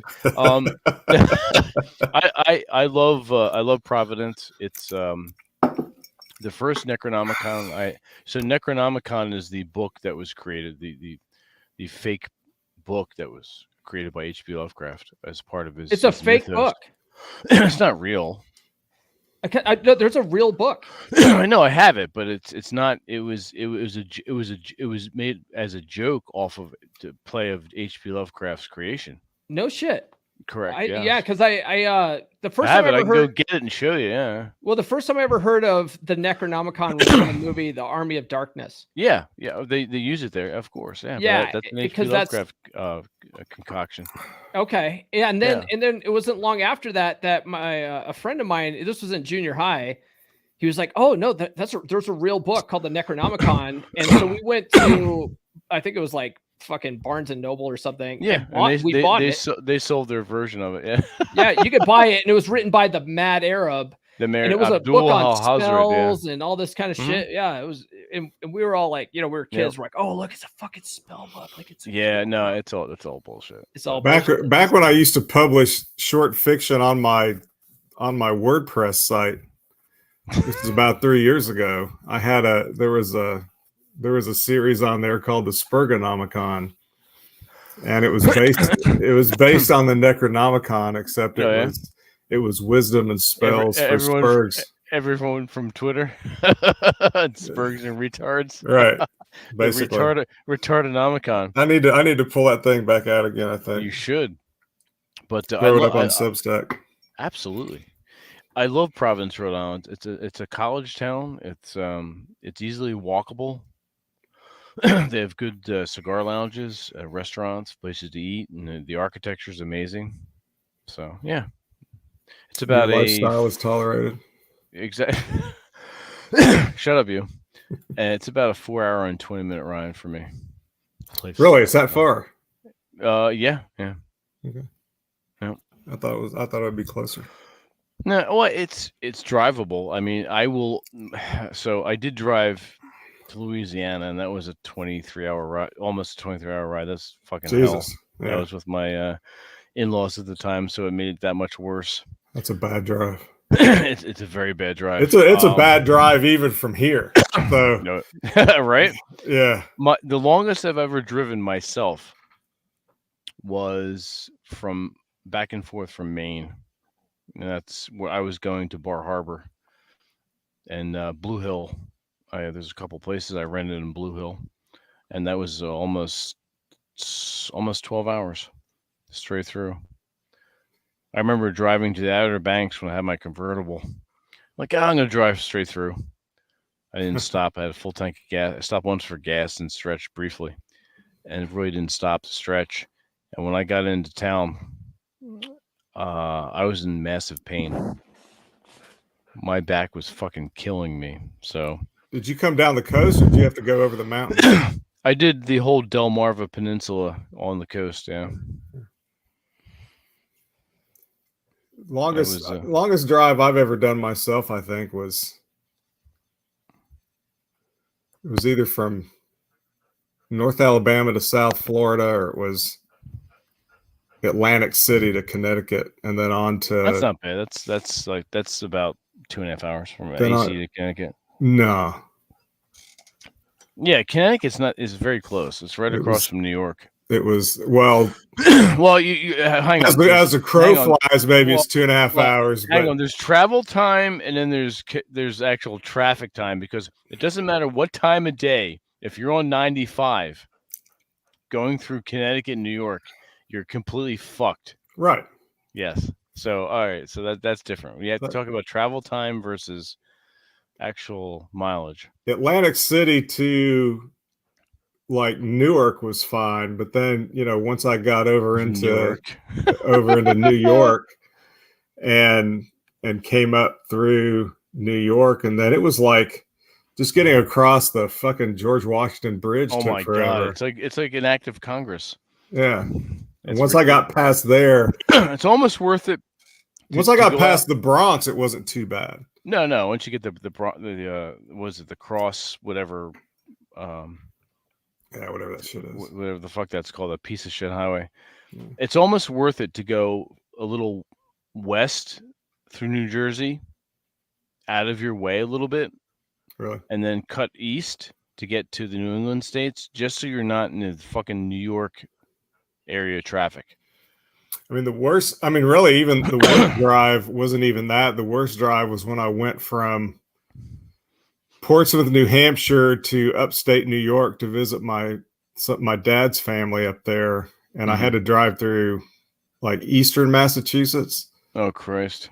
That was total shithole. And then once brutal. I got to western Massachusetts, it was great because it was just mountains, and it was beautiful. But until I got past having to drive through all that shit, and then Worcester, and oh my god, it was like, and it was on a Friday. Oh my god, yeah. So it was just. Yep, it's like going down to from here, heading out to the Blue Ridge Mountains, like West Virginia. Yeah. Going through the Washington, the Beltway. Oh my god, I can't take it. Was it 476 or something? I can't take it. Anytime I do that run, I'm like, I'm gonna get up at 2 a.m. and head out of here at 3 o'clock just so I can like get away from that shit. Right. Right, yeah. I mean, because even when I drive down to, I used to split my time in Florida because I'd spend like, a couple months at Little Spurgs when she moved down there, and then I'd come back here for a month. I go back down there for 2 months, go over and stay with my kid for a while, go back to Spurgs, come back up here. Even none of that was all that bad. Well, she's a fucking Spurg, man. I mean, she's a literal Spurg. That's what's your favorite part about Don't get raunchy, but what's the favorite part about Spurg, girl? That she's a Spurg. Okay, fair enough. I like Spurgs. I mean, Spurgs and retards. I do. I mean, we all like Spurgs and retards in this space, don't we? Absolutely. I remember. So that whole thing, that whole Spurgs and retards came out of the first Masco and Geek Village by the Sea. That was in 2020, and Aaron was experiencing a health crisis. Mm-hmm. Okay, he thought he had cancer, and he had come out to Ocean City, and he spent his time drinking, napping, and being comforted by his wife. Calling her every half hour to hour. I'm not making this up. I'm not joking. I believe it. So true. And he would get up in the morning, all bleary-eyed and fucking hair all over the place, and we'd be up because we were watching. It's for whatever reason. I'm not a morning person. When I'm at the shore, at the ocean, I get up. I like watching the sunrise. There's something about it. So we're up early. TJ and Rob and I. The house we're in that I rented. He had a basement room. He comes wandering up from the basement. Goes into the refrigerator and pulls out the rum bottle. Pours some coffee. Dumps some Kraken rum in. He takes a big sigh. Puts his hand on his hip with his gay hand. That's where the gay hand came. Because I'm like, Aaron, what's with the gay hands? Who are you talking about? I was like, the way you have your hand on your hip is pretty fucking gay. He's like, yeah. It's like, he's like, well, what's up? What's up, faggots? What's up, Spurgs? And he started singing a song based off of Rudolph the Red-Nosed Reindeer and Burl Ives. Silver and gold, silver and gold. So the song went, Spurgs and retards, Spurgs and retards. So that's where that came from. That came from the gay hand and the Spurgs and retards song. And that term, Spurgs and retards, came from the Village by the Sea of 2020. Well, the thing that, the funny thing about it is, I said that she's literally a Spurg, and I mean, she literally is. She's socially awkward, but because of that, she's very, very quiet. And I require, like I said earlier, I require a lot peace and quiet. And I've dated high energy girls who are very extroverted and who are always, about, let's have fun, let's do this, let's whatever. And Spurg is like,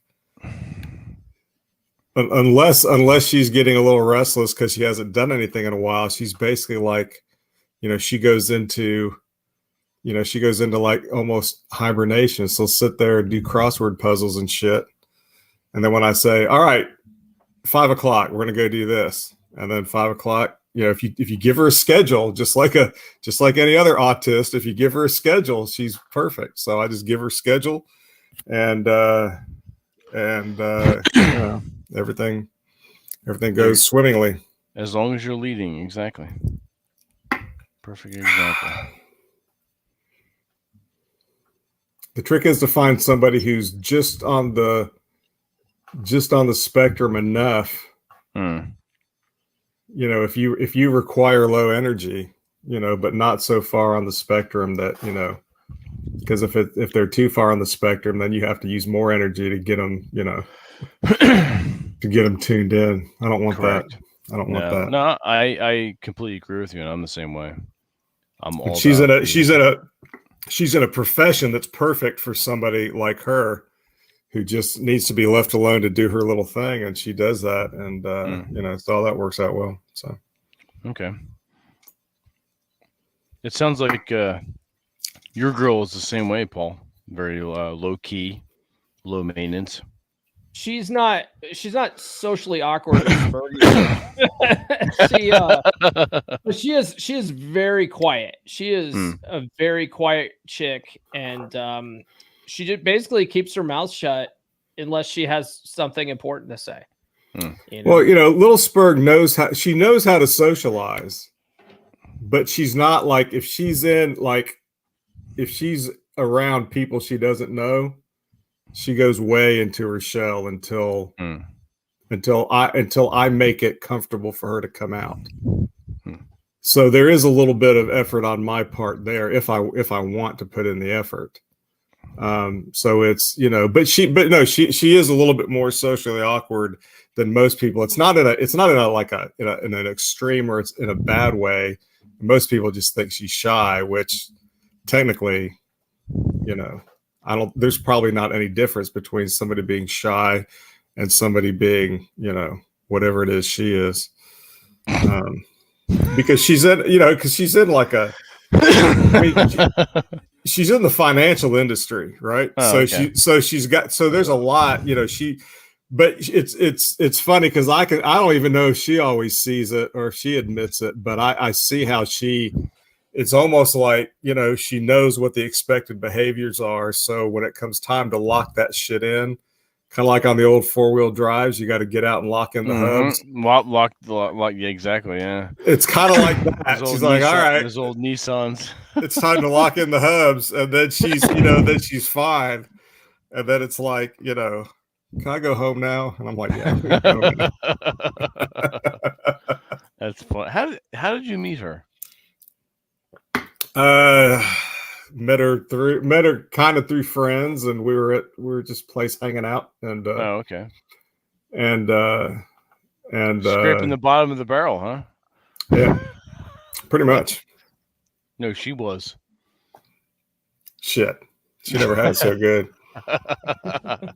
Clearly. Jesus Christ! So you cut your hair too? You were getting it long. You were getting it long for a while, just like I was. I cut it back in April, dude. I don't fucking talk to you anymore.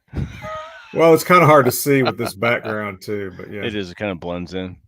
It got so long after a while. I was like, Jesus, it's out of control. Yeah. Well, I mean, down here it gets so hot and humid that if your hair's long, I don't see how people with long hair do it during the summertime because then I either have to put it up, in a ponytail or a bun or some kind of bullshit. God, that's gay. I ain't doing that. So it's just you don't want to be a man bun.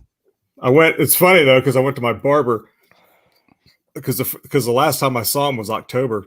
Like, give me the usual. And then went in April, and he just looked at me walking in. He's like, "What happened to you?" I just woke up. And I was like, I just want to see how long it would grow, if I could still grow my hair kind of long, and right. And I did. If you have to charge me extra, I understand. It's like fucking get out the weed whacker. I get my hair cut once a year. Do you? Usually around this time, because as Paul will tell you, having your head in a fucking motorcycle helmet with long hair, man, and fucking sweating your ass off. I'll tell you about it. Well, you didn't know. I go once a month. Because even with a shaved head or bald head like Paul, it's fucking hot. It does get hot, yeah. Yeah, having that hair.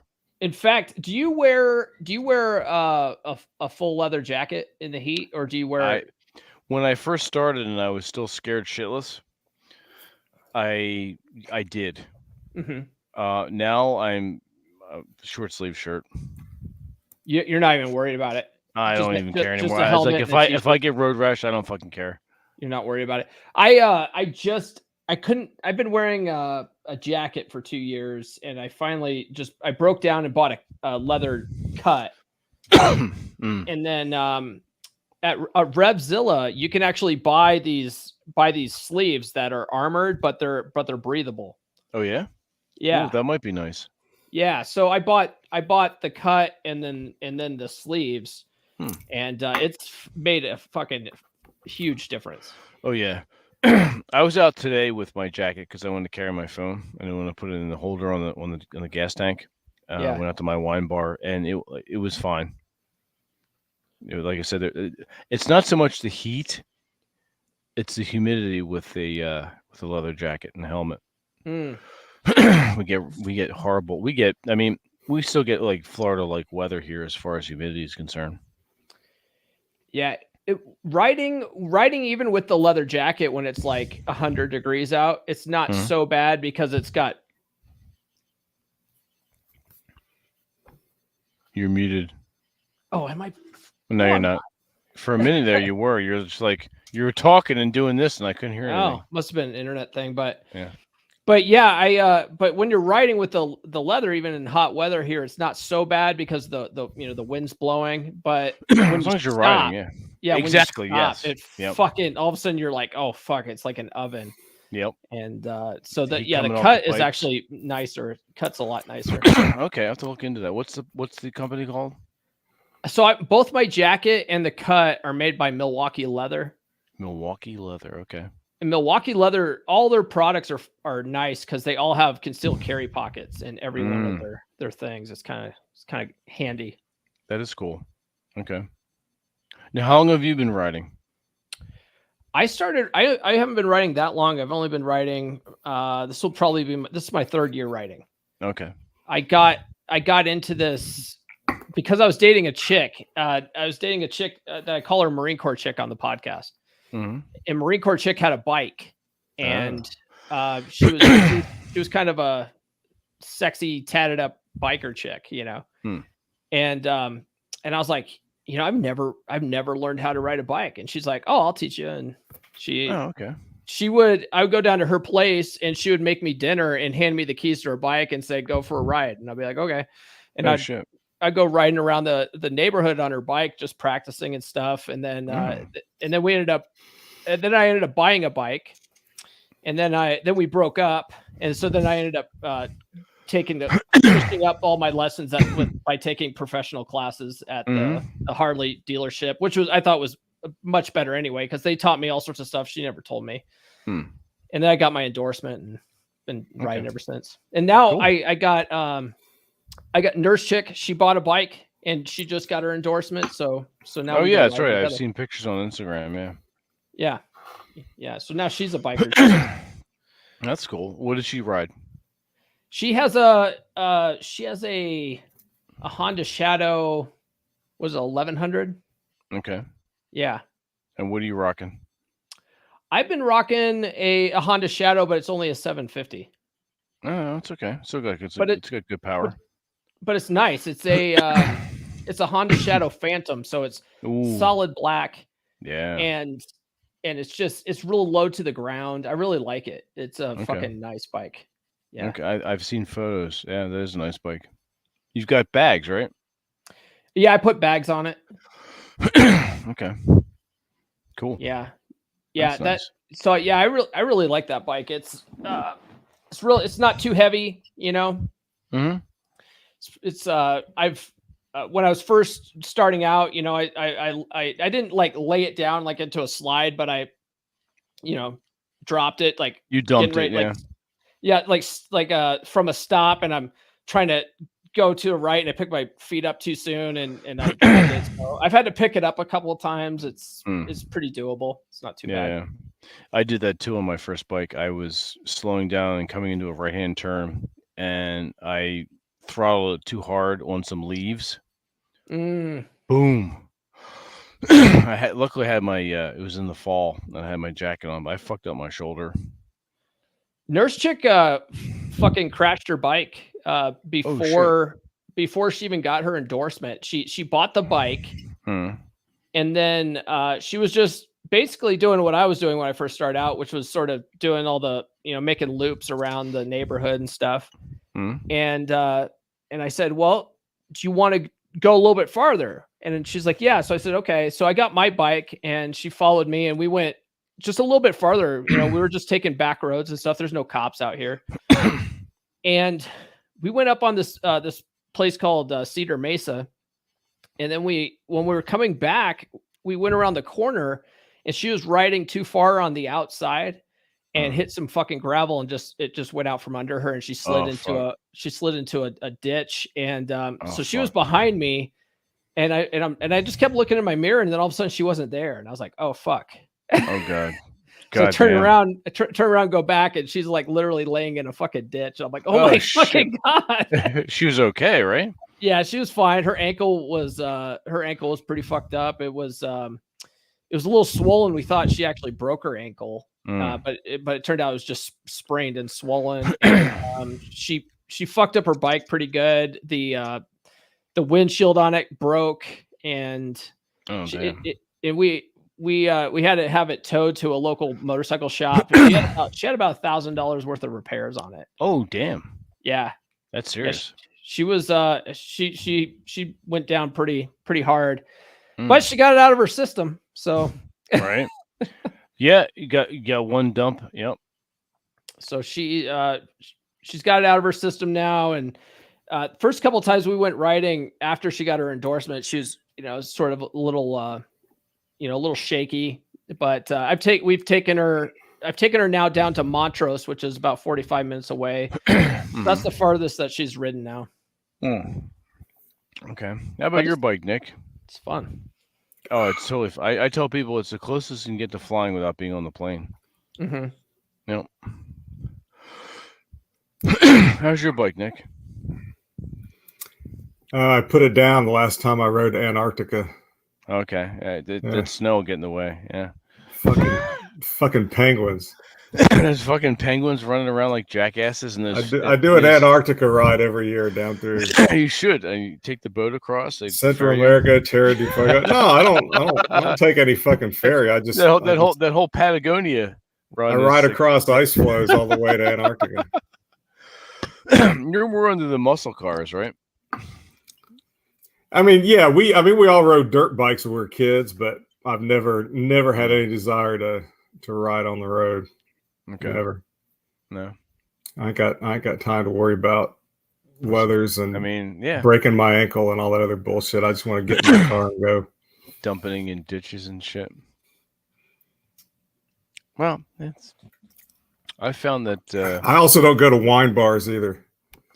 Hey, I get that. I get that, but however, I don't hop on my Harley and go to the wine bar. You know what you dickhead. You know that you know what gender frequents wine bars there, Nick? I don't know. We don't have wine bars in Alabama. They're probably non-binary, I'm guessing. I don't know because you're all fucking gay. I don't know what they are. We just brew our own shit at home. Guys down south who are their own fathers. I keep telling you, you can't be your own father, but you can be your own grandpa. No, that's down south. That's very true. But wine bar, like wineries, vineyards, you want to pick up chicks, you want to talk to women, you want feminine energy around you, go to these places. Mm-hmm. It's great for that. You want some gay shit, you go hang out with Nick. There ain't no gay shit. I just prefer the women. I prefer the women to come to me than go to them. Oh yeah. So, how's that working out for you? Works out fine. Is it good? Okay, I can tell. What the fuck is that supposed to be? I have no idea. I'm 2 sheets to the wind. I mean, I'm drinking this alcoholic milk. Yeah, I don't. This is your mom's breast milk right here. It looks like a goblet of cum is what it looks like. It kind of does, doesn't it? It is. It's a local winery. This is called the Vintner's Wife. Yeah. It's orange wine, but it's sounds more like the Vintner's semen. It's more of her breast milk, really. It's very tasty. I'm sure it is. Your sister's breast milk is quite good. Right. Yes. Hey, look, don't bring her into this. Hey, she's fairly decent. She's as long as she doesn't look like you. I'm always okay. Well, she was a stepsister, so stepsister. Okay, well, that's a little different. That's why she looks so good.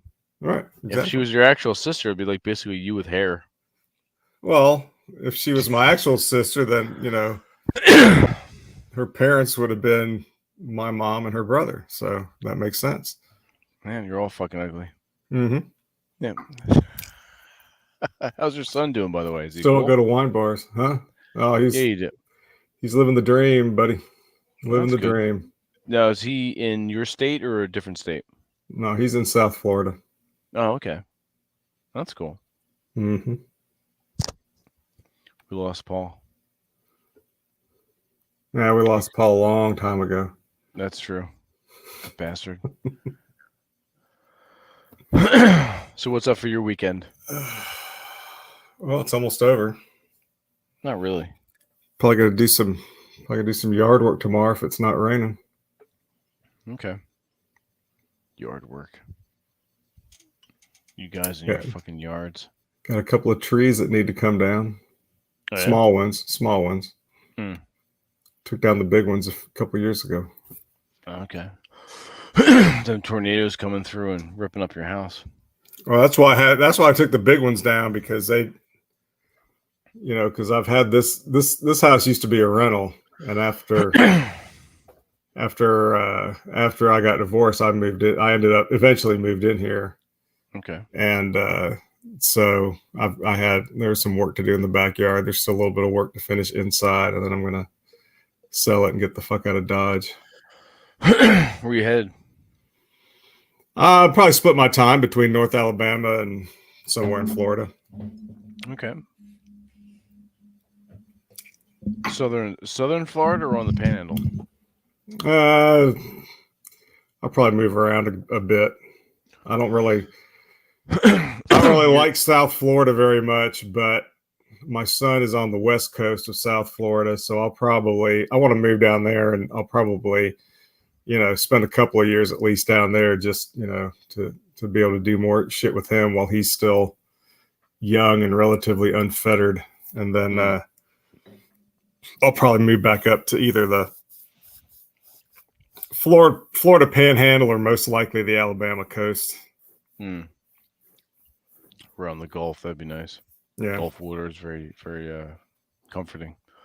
I'll probably end up living some retirement home. Yeah, I'm gonna move into Clark Gables. I'll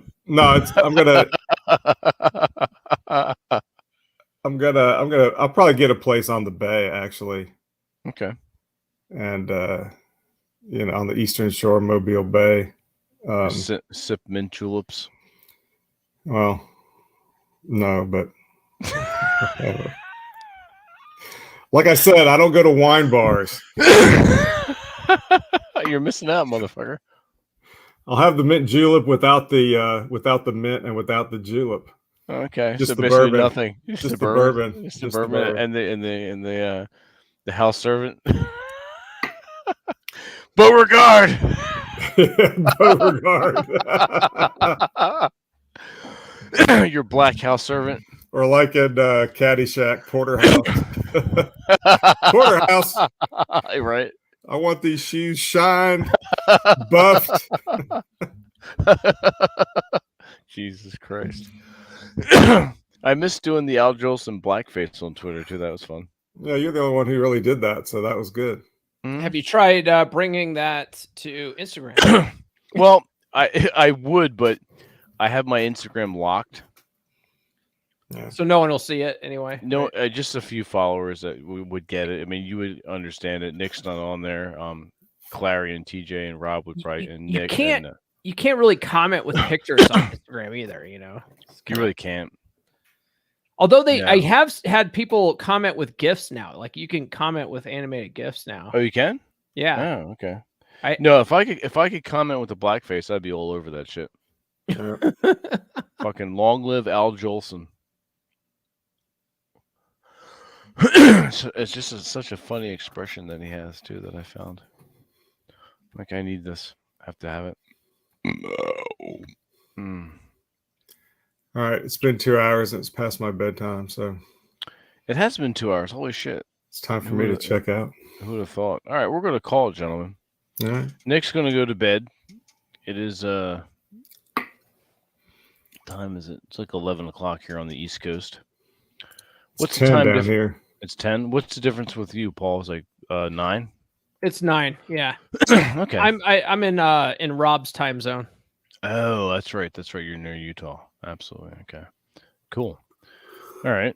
We're gonna call it a night. Thanks for joining me, gentlemen, for this Saturday Rogue MG broadcast. Yeah. Thanks for inviting me. Absolutely. Felt very rogue. It's usually pretty rogue when I do these rogue broadcasts. Fucking dumbass. Drink your bourbon. Shut up. Go to bed. Who's going to tuck you in tonight there, Nick? I'm going to tuck myself in tonight. You going to tuck yourself in tonight? Mm-hmm. You and the harshness. Mm-hmm. So where can everyone find you, Paul? What's up with you? Oh, what do you have on what's on your plate? Oh, I got a lot of stuff going on. What I've been promoting a lot lately is my email list. So if you go to list.comeonmanpod.com, you can get yourself a PDF with 20 dating app openers.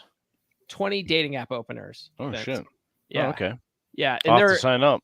And they're designed to capture a woman's attention in the first 7 words because most women are using dating apps by looking at the preview pane.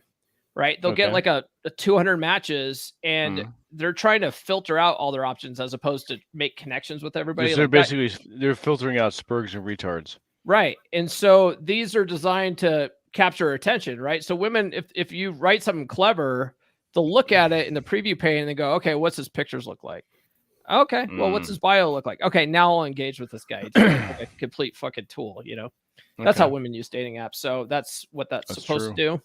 Okay. And then when you get the PDF, and then I also I've been mailing out a bunch of stickers too. So I got like stickers like this. Not a nice guy. Ah. Yeah. That'd be a great patch for your motorcycle jacket. Yeah. Yeah, and this one's fun. The chicks love guys with red pill stickers. Yeah, okay. Chicks love that.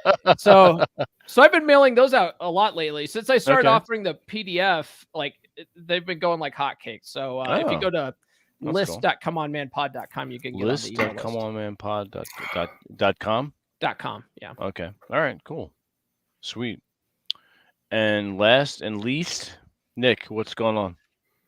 Well, I've also got a downloadable PDF. If you sign up for my newsletter, it's 7 soup recipes that pair well with tits.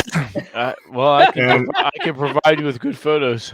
And I've also got some stickers coming out that say I like soup and tits. Perfect. I miss posting those as well. And coffee, you know, and I still have the everyone's grandma undressed for sailors coffee. Oh mug. shit! I can't post a picture of you anymore.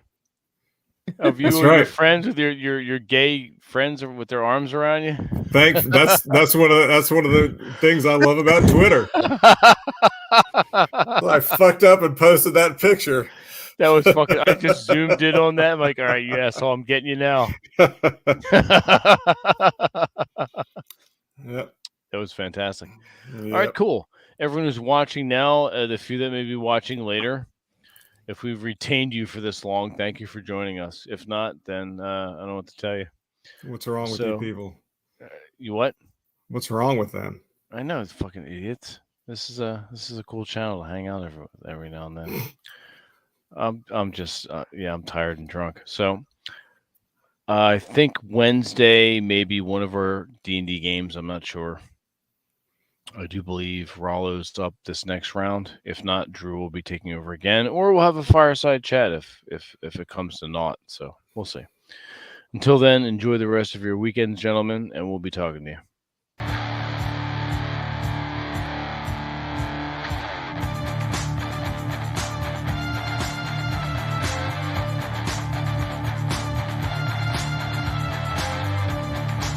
I go to wine bars. Wine bars are awesome.